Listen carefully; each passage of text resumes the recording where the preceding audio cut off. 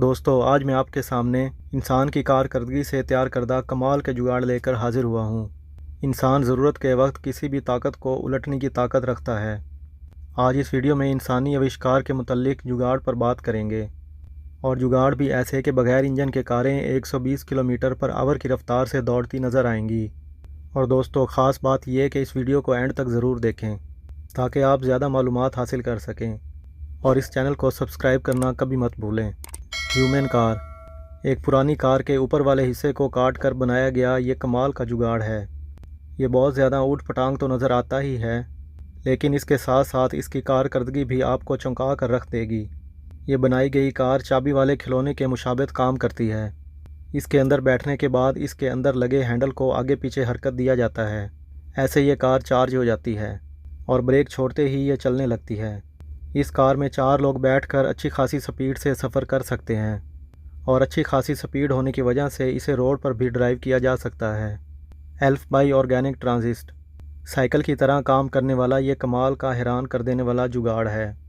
इस साइकिल को एक छोटी कार का रूप दिया गया है और कार की शेप में साइकिल बिल्कुल साइकिल की तरह ही काम करती है।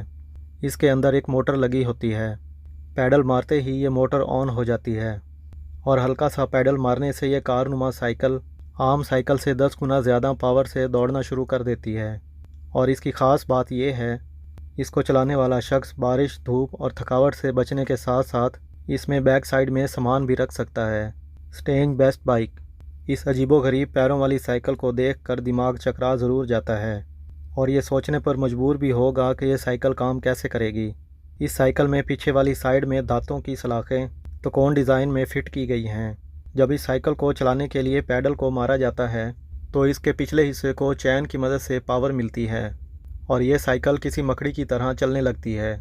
इसकी स्पीड ज़्यादा ना होने की वजह से इसका इस्तेमाल ना होने के बराबर है। TU बस साइकिल।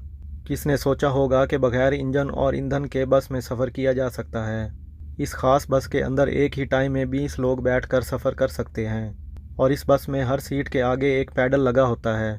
जैसे ही सारे लोग पैडल को मारते हैं तो बस में लगे ख़ास सिस्टम की वजह से बस बड़ी स्पीड से आगे की तरफ दौड़ना शुरू कर देती है।